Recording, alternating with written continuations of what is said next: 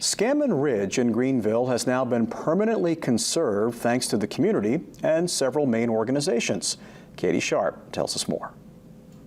A project 3,000 acres, while huge for this community, it also stands for a lot more, holding on to this forest and all that it gives us. Maine organizations have joined forces to purchase and preserve land in Greenville. Scammon Ridge Conservation Project is a real plus for the Moosehead Lake area. It is a conservation of 3,000 acres in the town of Greenville, the largest undeveloped tract in town, and this is an area feeling a lot of development pressure. 18 subdivision lots had been approved for this land. When residents of the area got wind of the potential development, they reached out to the Forest Society of Maine and decided to take action to preserve the land, water, as well as Mainers and visitors' access to nature. One thing that's interesting about it is the ridge is the division between two headwaters, the Penobscot River watershed and the Kennebec River watershed.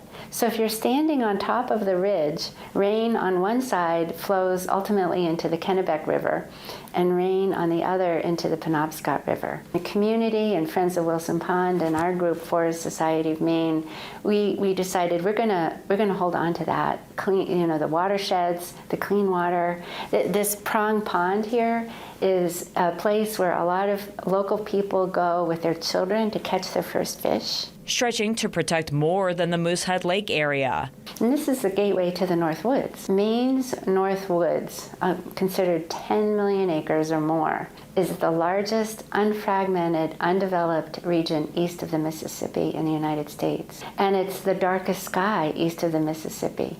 And it's the last stronghold of eastern brook trout and many kinds of wildlife that are abundant, like moose, lynx, deer, and others. And helping to conserve the overall landscape of the state. Maine's forests sequester almost 70% of Maine's greenhouse gases every year. So our forests are really important to taking up that carbon and helping Maine do its part in mitigating climate change. Katie Sharp, WABI TV5 News.